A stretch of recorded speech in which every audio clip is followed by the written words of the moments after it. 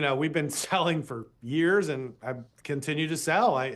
We have so much stock and we have a lot of clients that really believe in the Tesla story and we've kept some stock obviously in our portfolios, but in my ETF, I'm out of Tesla completely, out of my GK ETF, and it's mostly because the business is declining and these earnings results continue to show that the business continues to decline and in some kind of troubling ways. So as much as the previous guest is bullish on many of these things that Elon talks about, nobody wants to talk about the truth that nobody wants to buy Elon's products. Like until that gets addressed, there's a huge elephant in the room that nobody seems to want to point at because it's Elon.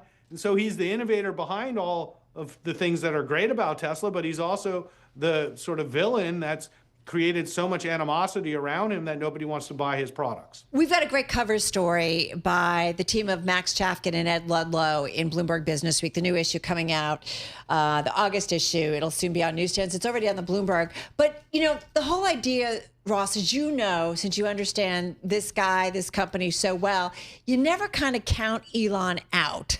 And so I do wonder, if he does get it right, if he maybe, I don't know, we'll see what happens in terms of his involvement in politics, because it does seem like he still wants to stay, according to the SpaceX filing. But I mean, there is always that caveat when it comes to Elon, right? That he sometimes pulls it out, or he often pulls it out.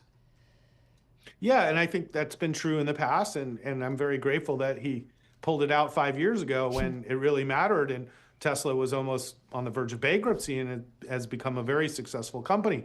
But it doesn't mean he's going to do it again. And this idea that these kind of entrepreneur rock star people don't fall is actually is not true. In fact, it's very common to what we call the rise and fall story. That's all the stories you see on Netflix and the documentaries. So, this might be a rise and fall story, and things don't rise forever per se. And I always remind people, I don't think most people even know who invented the television, but the television was invented in the United States by a company called RCA, which was like the hottest stock of the 50s. Mm-hmm. Well, how many TVs are made in the United States today? And the answer is zero. So the very same thing could happen in the EV business.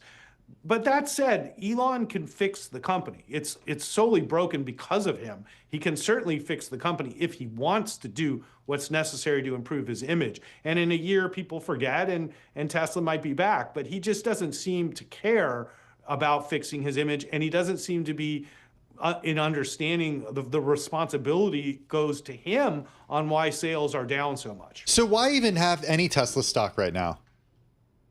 I think the reason I hold personally still some Tesla stock is for the same hope that we all have, that they are definitely focused on a future. And especially for me, a climate activist, it's a green future that I'm pushing. And Tesla still is the leader in green, transportation and energy. And I think it's an incredibly important company to succeed. Hence why I'm out here banging on Elon all the time. It's not, for any other reason than wanting to see Tesla succeed, because it's crucially important to climate change. But this robo-taxi business is not crucially important to anybody. So, I think Tesla's main business is selling EVs and energy storage, and they should be focused on repairing that main business. And I think their other future endeavors are interesting, and that's why it's a reason to hold the stock. But it also trades at 150 times earnings that are going down. Okay. And so, you have to weigh that too.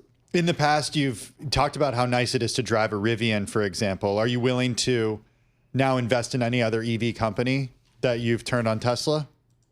No, I've lost a lot of money in EV businesses over the last 5 years that I've hoped would succeed, including Rivian and many others. And unfortunately, many of the EV operators are now having all the incentives taken away from them, as well as traditional car companies, along with tariffs and everything else. It's just really a horrible setup to be a car company. The car company we own is Ferrari, actually, which has no problem selling their cars at 40% margins that make Tesla look like chump change. So, truthfully, it's just a tough to be in a global auto business on a great day, let alone with Trump as president. So it's a very tough time for the businesses, and I'm just not recommending that right now versus a stock like Trane Technology that makes, clean energy air conditioning units where the demand for air conditioning is off the charts. And that's been a wonderful green energy investment, along with GE Vernova, Right. which we also own. That's been a wonderful green energy investment, but it's not EVs. Hey, listen, I do want to go back to, we've got the Tesla Live blog going on and just tracking everything that's coming out of the earnings. Ardana Hull, who covers Tesla and Elon, says page 12 of the shareholder deck shows the Tesla ecosystem, which includes Optimus, we know the robot, pushing a baby stroller.